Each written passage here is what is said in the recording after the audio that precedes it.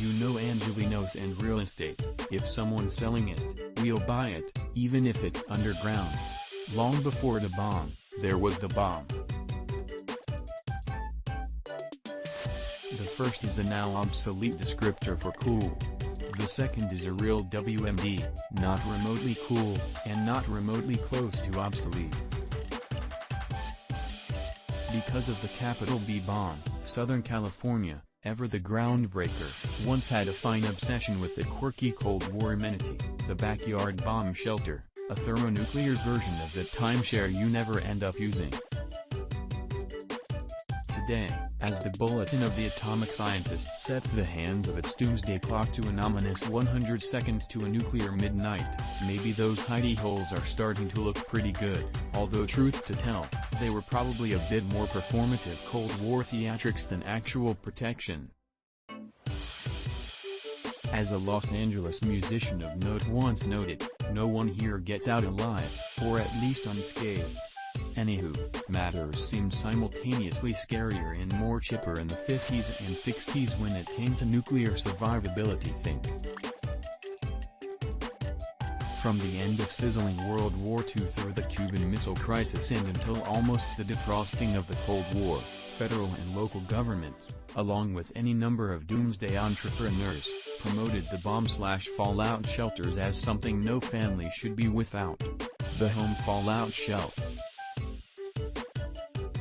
The civil defense director, is the only means of survival in the event of nuclear attack.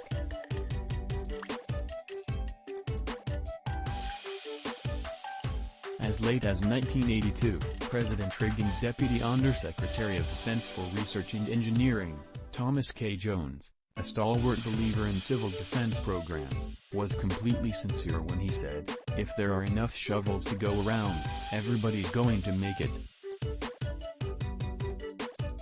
Commie nuke-planners, Southern California, which had invested for decades in aviation, defense and aerospace, wore a big target. That may have accelerated shelter anxieties.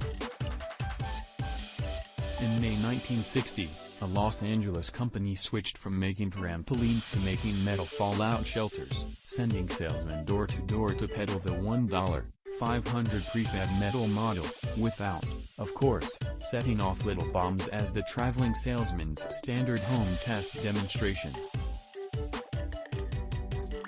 A Pomona company sold the foxhole shelter, an igloo-shaped shelter installed in one day and guaranteed to withstand an atomic blast 3 miles away, secure, perhaps, in the certainty that dissatisfied customers would not be around to demand a refund on the warranty.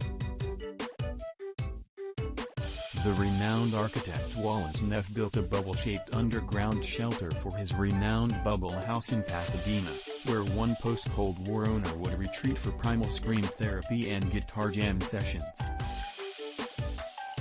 In Redondo Beach in 1951, a contractor got permits to build 2 shelters, one at his own home, with room enough for 6, and another for a house he rented out.